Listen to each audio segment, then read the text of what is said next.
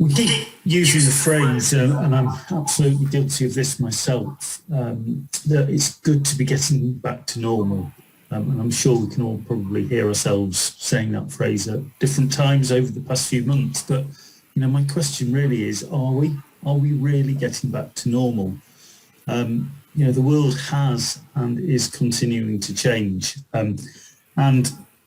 We have to change with it. Otherwise we risk being left behind. There are all sorts of sage quotes about change, from Pearl Bailey, the famous American actress who said you must change in order to survive, all the way through to Harold Wilson, who said he who rejects change is the architect of decay. The only human institution which rejects progress is the cemetery, which is quite a cheery prospect for a Thursday morning.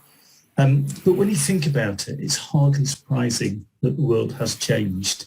We've had so much uncertainty and turbulence in the last 18 months, whether it's COVID related in terms of various lockdowns, vaccinations, furlough and the like, or whether it's relating to Brexit or the Black Lives Matter campaign that received such a lot of publicity last summer.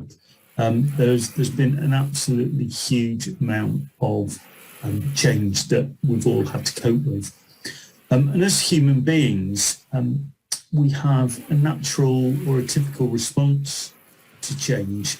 And that's plotted on this change curve here, which is based on some research by Kubler-Ross. So this is a fairly well-known change curve. And it really shows an individual's fluctuating mood or energy over time as they, first of all, hear about the change, perhaps a little bit of shock, perhaps the mood and energy increases as they deny it, they plummet through anger into depression before eventually coming out of the depression as they begin to accept the decision and move on. We can overlay that same theory and the same change curve to the COVID-19 pandemic as well. As we begun to hear early news of the pandemic, but probably denied that it was really happening. That was something happening in China, and then it was happening in Europe, and it was never going to happen here.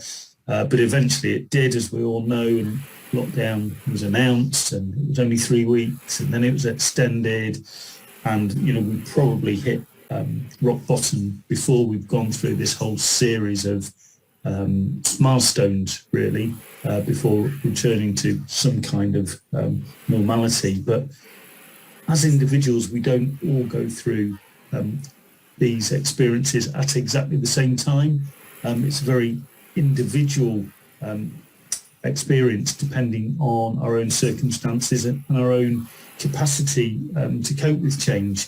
So, whilst I may have gone, into, depression quite early, for somebody else that could have happened much later. So when you start thinking about this in terms of a workforce and a larger group of people, it's always important to bear in mind you've got different people at different stages of this process as we go through any change, especially change that is outside of our control. So it's something that's done to us rather than a change that we're more happily moving towards.